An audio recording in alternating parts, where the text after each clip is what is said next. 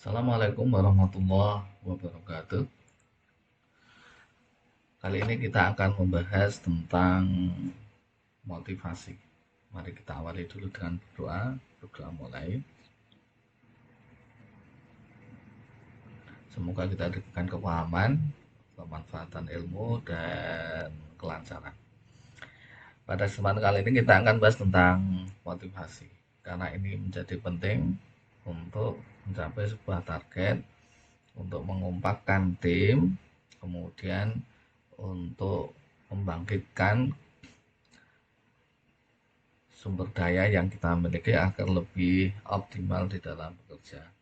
Karena kita tahu kalau kebalikan dari motivasi adalah malas, kemudian lemah, kemudian kurang bersemangat, kurang bergairah, dan lain sebagainya. Tentu saja itu berefek buruk untuk kelancaran sebuah kerja, untuk pencapaian sebuah target, sehingga tujuan-tujuan yang akan dicapai oleh sebuah perusahaan, industri, organisasi, atau apa itu menjadi mandek dan tidak tercapai, sehingga kinerjanya menjadi buruk.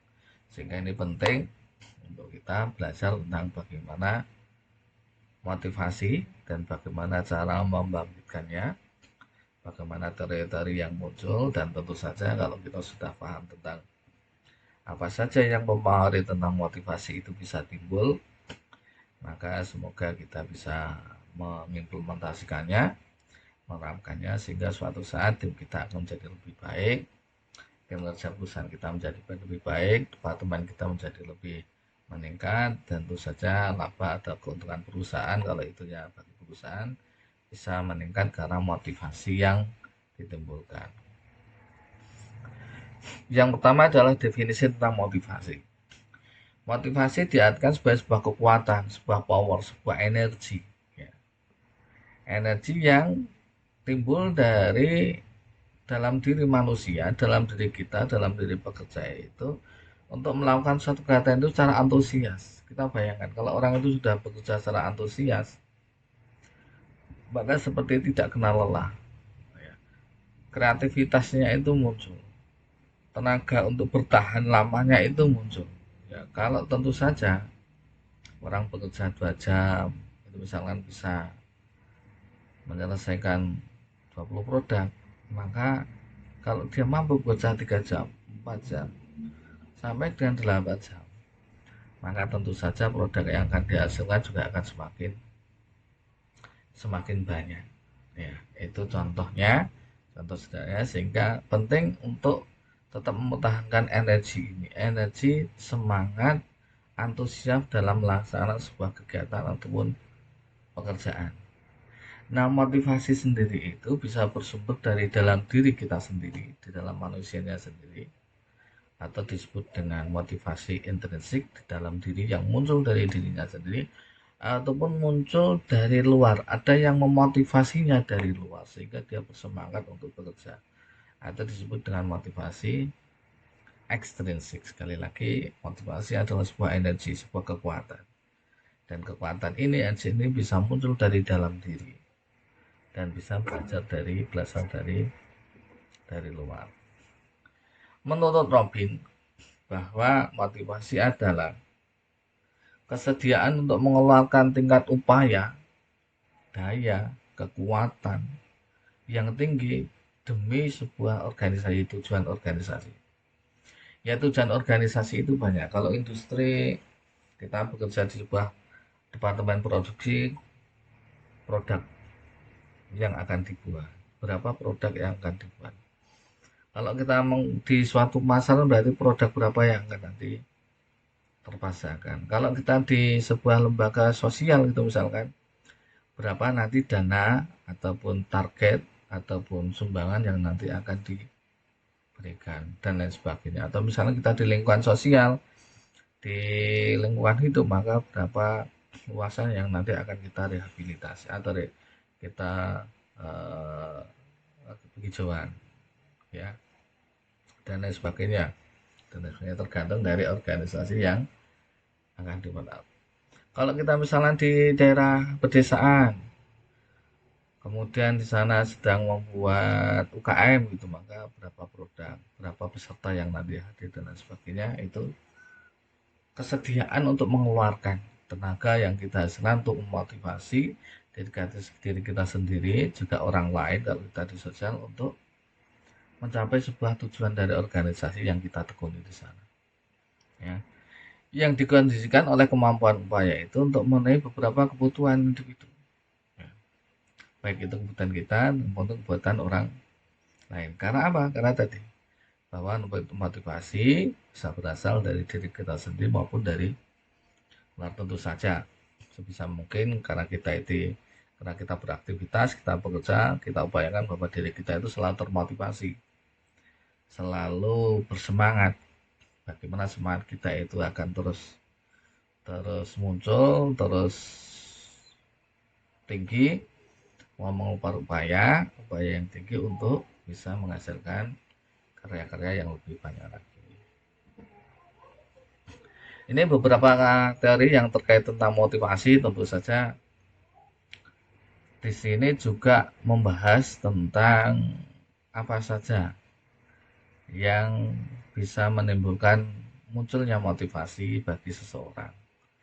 Ada kurang lebih 9 yang nanti kita bahas menurut teori-teori motivasi sesuai dengan referensi yang ada, seperti motivasi dari McClellan, Abraham Maslow, Clayton Alderfer, Herzberg, teori keadilan, dari goal setting teori, teori Victor, dan penguatan dan motivasi juga kaitan imbalan dengan prestasi. Semua terkait dengan kajian secara ilmiah. Mungkin juga nanti suatu saat Anda bisa menemukan teori yang memotivasi seseorang di luar teori yang sudah ada.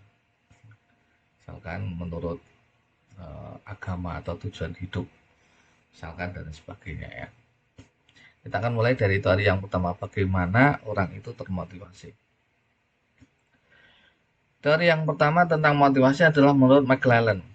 McClellan dikenal tentang teori yang menyampaikan atau diistilahkan need for achievement.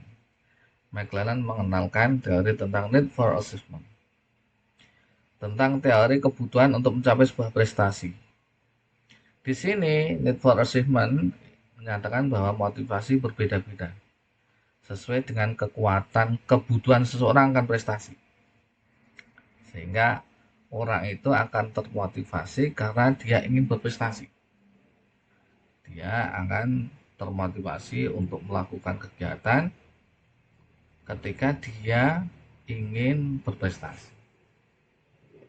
Nah, di sini dijelaskan yang pertama adalah need for achievement, kebutuhan untuk mencapai prestasi. Ada beberapa orang yang memiliki dorongan yang kuat untuk berhasil, untuk mencapai target, untuk mengungguli yang lain, untuk mendapatkan peringkat 1, ranking 1, juara 1, dan sebagainya. Karena keinginannya itu untuk mencapai yang terbaik, maka mereka akan mengejar prestasi tersebut. Kemudian mereka bergairah, mengulangi segala upaya, bergairah, bersemangat untuk melakukan sesuatu yang lebih baik dan lebih efisien. Terus belajar untuk menjadi lebih baik, selalu memperbaiki diri, memperbaiki tahapannya agar setiap hari itu dia selalu meningkat. Ini namanya need for achievement, keinginan, kebutuhan untuk mencapai prestasi. Ya. Sehingga kita bisa membangkitkan seseorang itu agar dia bersemangat untuk bekerja, belajar, dan sebagainya itu dengan cara menumbuhkan keinginannya agar dia berprestasi. Ketika dia berprestasi, maka akan banyak imbalan-imbalan ataupun bonus ataupun kesenangan ataupun sesuatu yang menarik yang akan dia peroleh, sehingga dia akan terus belajar. Nah, cirinya adalah dia akan berusaha melakukan sesuatu dengan cara-cara baru yang kreatif karena selalu memperbaiki diri. Kemudian mencari feedback ataupun evaluasi tentang apa yang sudah dilakukannya agar menjadi lebih baik lagi. Kemudian memilih resiko yang sedang di dalam perbuatannya. berani untuk mengambil resiko. Berani untuk mengambil resiko. Ya, risiko misalkan orang jualan adalah rugi. Ketika menempati sebuah area baru, maka kesempatannya adalah tidak laku. Tapi karena berkeinginan untuk mencapai prestasi, mendapatkan pendapatan yang lebih, omset yang lebih daripada yang lain, maka dia akan lakukan itu. Nah, ini memacu seseorang untuk dia bersemangat karena ingin mencapai prestasi lebih daripada yang lain. Kemudian mengambil tanggung jawab pribadi atas perbuatan, berani bertanggung jawab karena dia ingin berprestasi. Itu ciri-cirinya. Yang kedua adalah menurut McClellan, need for evaluation. Kalau tadi need for achievement, sekarang need for evaluation. Masih dalam kategori kebutuhan untuk mencapai prestasi. Yaitu kebutuhan, kehangatan, dan dukungan kehidupan atau hubungan dengan orang lain. Kebutuhan untuk mendapatkan keharmonisan, hubungan yang baik, dukungan sosial, kemudian komunitas yang baik. Kebutuhan ini akan mengarahkan tingkah laku seseorang untuk melakukan hubungan yang akrab, yang baik, yang harmonis, yang enak, yang nyaman dengan orang lain. Orang-orang dengan need for evaluation yang tinggi adalah orang yang berusaha untuk mendapatkan sahabat. Ya. Jadi orang yang ingin memiliki komunitas. Berapa banyak kita tahu ada komunitas-komunitas yang muncul, misalkan komunitas sepeda, komunitas mobil, komunitas penggemar hewan, dan lain sebagainya. Dalam rangka apa? Dalam rangka persahabatan. Ini juga memotivasi seseorang itu untuk mengeluarkan daya upayanya agar bisa bergabung di komunitas untuk mendapatkan persahabatan. Nah, dengan persahabatan ini tentu saja akan banyak manfaat dan juga link, manfaat, jaringan, informasi, dan lain sebagainya. Itu memotivasi seseorang.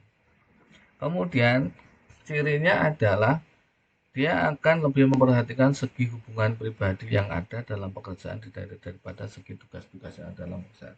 Lebih mengutamakan hubungan, persahabatan. Kadang-kadang mungkin pekerjaannya nanti dulu aja lah, tidak apa-apa. Yang penting kita bisa bersama, kita akrab, gitu ya. Karena nanti dia akan bisa, nanti tidak apa-apa, nanti saya bantu, dan sebagainya. Lebih mengutamakan hubungan, persahabatan. Melakukan pekerjaannya lebih efektif apabila bekerja sama dengan orang lain dalam suasana yang lebih kooperatif. Senang bekerja dalam teamwork, kerja kelompok. Mencari persetujuan atau kesempatan dari orang lain. Senang bermusyawarah untuk mendapatkan dukungan dan energi, dokongan dari orang lain. Lebih suka dengan orang lain daripada sendirian, senang berkelompok. Selalu berusaha menghindari konflik. Kadang orangnya suka mengalah. Lebih mengutamakan persahabatan daripada kepentingan pribadi. Kemudian yang kedua, masih menurut teori McClellan, adalah need for power. Ada kalanya kekuatan yang kuat ya, untuk mengendalikan orang lain, untuk mempengaruhi orang lain, dan untuk memiliki dampak terhadap orang lain. Keinginan untuk bisa memimpin orang lain, keinginan untuk bisa menggerakkan orang lain, keinginan untuk bisa memimpin orang lain, keinginan untuk menjadi seorang ketua, seorang kepala yang membawai banyak orang, itu menjadi motivasi tersendiri. Berapa banyak kita lihat orang yang berani mengeluarkan dana besar, jutaan, miliaran mungkin, untuk menjadi pemimpin. Entah itu di lingkupnya desa, lingkupnya kabupaten, lingkupnya provinsi, ataupun mungkin sebuah negara. Ini yang memotivasi seorang untuk mengeluarkan daya upayanya. Need for a power. Ya. Apalagi kita lihat di masa-masa pemilu itu, nah, banyak orang yang kemudian mengeluarkan dananya untuk memperkenalkan dirinya ke masyarakat agar mau untuk dipilih, dan dia melena siang malam menemui masyarakat agar dia dikenal dan dipilih, ya, need for a power, ya. Cirinya adalah menyukai pekerjaan di mana mereka menjadi pimpinan, ya, menyukai ketika dia di sana menjadi seorang pemimpin yang bisa mengatur, yang bisa mengendalikan, yang bisa menggerakkan orang lain agar mencapai tujuan yang diinginkan. Sangat aktif dalam menentukan arah kegiatan sehingga dia memiliki konsep-konsep yang konsep itu logis dan bisa diterima, juga mampu untuk menyampaikannya sehingga orang lain dengan sukarela mau untuk mengikuti apa yang dia sampaikan intinya. Mengumpulkan barang-barang atau menjadi anggota suatu perkumpulan yang dapat mencerminkan prestis. Nah, untuk bisa masuk maka dia harus memiliki sesuatu yang prestis, ya, untuk keanggotaan. Sangat peka terhadap struktur pengaruh antara pribadi dari kelompok ataupun organisasi. Sehingga struktur kepengurusan itu akan mempengaruhi bagaimana dia kemudian bisa masuk sehingga mampu untuk memberikan ide-ide, memberikan dukungan, memberikan kepemimpinan bagi yang lain, ya. Tidak semua orang yang ambisius itu buruk, ya, tapi bisa baik ketika tidak ada yang mampu untuk menjadi seorang pemimpin. Pemimpin itu baik, namun akan lebih baik memang kalau pemimpin itu muncul dari dukungan masyarakat, ya. Tapi tidak setiap orang itu mampu untuk menjadi pemimpin, sehingga kita butuh orang-orang yang mampu memanajemen, memberikan konsep-konsep sehingga masyarakat, orang lain atau kelompok itu bisa paham, tahu, dan mau melaksanakan apa yang disampaikan. Organisasi-organisasi sosial itu kadang-kadang mandek karena memang tidak ada konsep, sehingga butuh seorang konseptor. Nah, konseptor itu bisa jadi satu seorang yang memiliki kemampuan leadership, kepemimpinan, sehingga layak dia untuk menjadi pemimpin ataupun ketua ataupun kepala bagi yang lainnya. Bahkan di agama sendiri, kalau kita melakukan perjalanan lebih dari 2 orang, maka angkatlah 1 orang sebagai seorang pemimpin. Apalagi ini orang banyak, maka dibutuhkan figur seorang pemimpin. Bagaimana caranya? Tadi dia memiliki konsep-konsep dan dia memiliki ide-ide ataupun untuk memberikan konsep, menggerakkan, mengarahkan, dan kemudian menimbulkan, memberikan gambaran yang jelas terhadap langkah-langkah yang nanti akan dilakukan. Itu yang pertama. Yang kedua, teori menurut Abraham Maslow. Beliau menyampaikan bahwa pada intinya manusia itu atau orang itu memiliki kebutuhan atau hierarki kebutuhan. Nah, inilah yang menggerakkan seorang itu untuk mengeluarkan dayanya, untuk dia akan termotivasi karena 5 hal ini. Apa itu? 1, kebutuhan fisiologis. Physiological need, kebutuhan fisiologi, kebutuhan rasa lapar, maka dia akan tergerak untuk makan, mencari makan, bekerja. Karena haus dan kebutuhan untuk istirahat. Bagaimana dia bisa tidur dengan nyaman kalau punya rumah yang nyaman, sehingga dia termotivasi bekerja karena ingin memiliki rumah yang nyaman, makan yang tercukupi, gizi yang terpenuhi. Yang kedua, kemudian kebutuhan rasa aman, safety need, kebutuhan untuk tidak memiliki gangguan baik dalam fisik, juga mental dan psikologikal, juga intelektual. Fisiknya aman, tidak sakit, ya. Kemudian mentalnya aman, tidak merasa terganggu, khawatir dan lain sebagainya ya. Psikologikal dan intelektualnya, kebutuhan untuk ilmu pengetahuannya aman. Nah, contoh begini, misalnya kita mau pergi ada mobil tapi tidak bisa nyopir, kan tidak merasa aman. Sehingga kita butuh kemampuan intelektual dan lain sebagainya untuk skill dan lain sebagainya untuk bisa mengendarai mobil ya.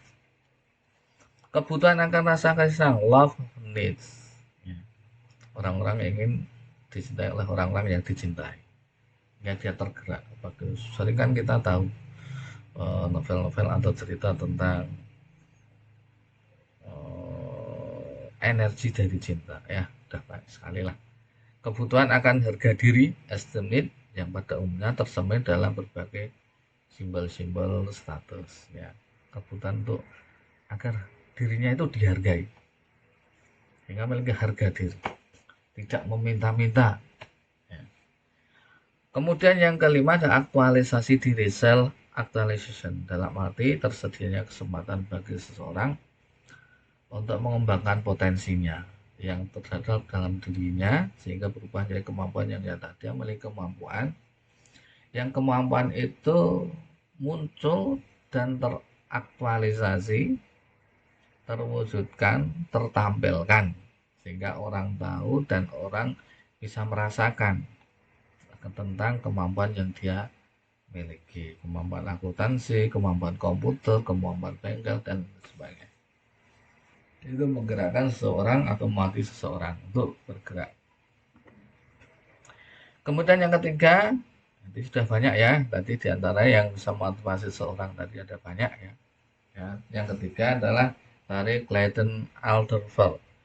Beliau menyampaikan tentang ERG. Apa itu? Orang akan termotivasi ketika ERG apa? Kebutuhan untuk eksistensi. Hampir sama dengan teorinya Maslow tadi ya, dan sebelumnya juga ya. Nah, dalam kata lain, kebutuhan untuk eksis ya, eksistensi diri, dipercaya, dihargai, keberadaannya dianggap. Relatedness, kebutuhan untuk berhubungan dengan pihak lain, persahabatan tadi sudah jadi hanya dengan kata lain. Yang ketiga adalah kebutuhan akan pertumbuhan, mirip dengan aktualisasi diri. Later alter, existence, relatedness, growth. Kebutuhan eksistensi, kebutuhan hubungan, dan kebutuhan akan tumbuh dan berkembang. Menurut Clayton Alderfer. Yang keempat, menurut teori Herzberg. Herzberg menyampaikan bahwa teori motivasi berdasar dua faktor, yaitu agent dan motivator. Dia membagi kebutuhan Maslow menjadi dua bagian, yaitu kebutuhan tingkat rendah, meliputi kebutuhan fisik, rasa aman dan sosial, dan kebutuhan tingkat tinggi, yaitu prestis dan aktualisasi diri, serta mengumpulkan bahwa cara terbaik untuk memotivasi adalah dengan memenuhi kebutuhan tingkat tingginya. Kalau kebutuhan tingkat tingginya tersedia di sana, maka dia akan termotivasi karena otomatis kebutuhan tingkat rendahnya juga sudah bisa terpenuhi. Ya, contohnya inilah, orang kalau memiliki jabatan tinggi, aktualisasinya ada, prestisnya ada, otomatis jabatan tinggi itu juga akan berimbas tentang kesejahteraan. Kebutuhan fisiknya terpenuhi, jasmaninya, rohaninya aman, sosialnya juga terpenuhi. Contohnya itu ya, menurut dari Herzberg. Kemudian Herzberg menyatakan bahwa orang melaksanakan pekerjaan dipengaruhi oleh faktor yang merupakan kebutuhan, yaitu maintenance factor adalah faktor-faktor pemeliharaan yang berhubungan dengan hakikat manusia yang ingin memperoleh ketentraman badania. Secara jasmaninya terpenuhi, aman, terhindar dari rasa lapar, rasa haus, rasa sakit.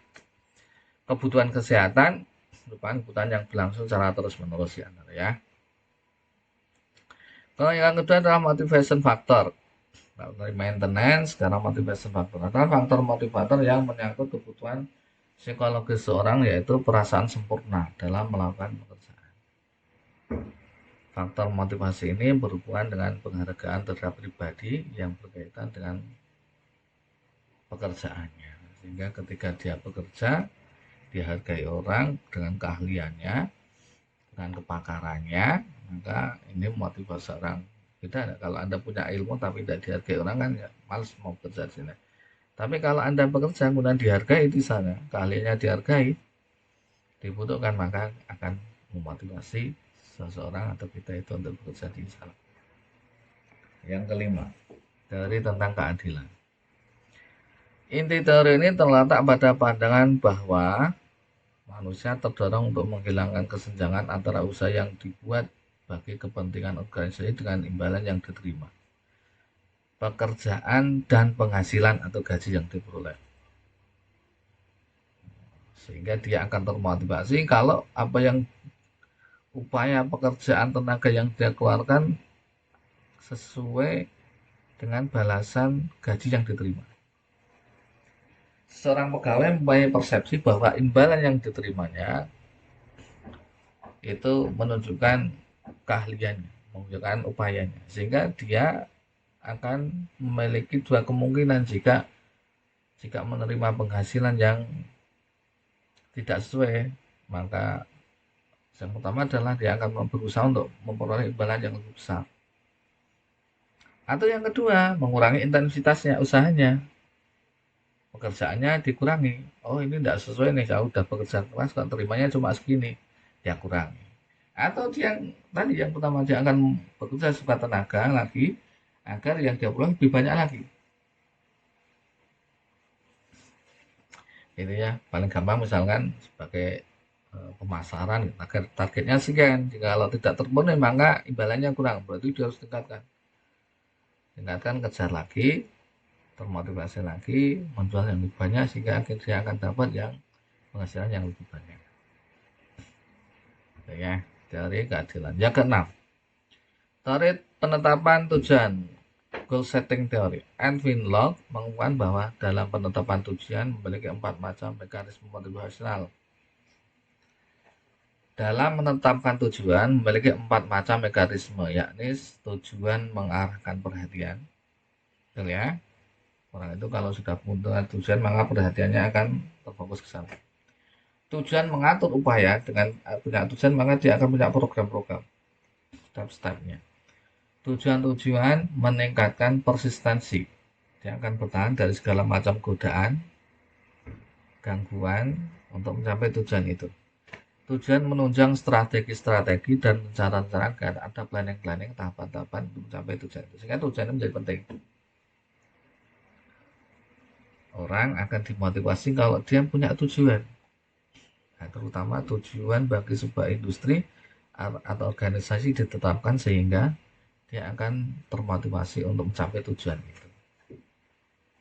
Perhatiannya akan ke sana, upayanya akan ke sana, menghilangkan semua gangguan dan hambatan, juga memunculkan strategi-strategi dan rencana-rencana kegiatan.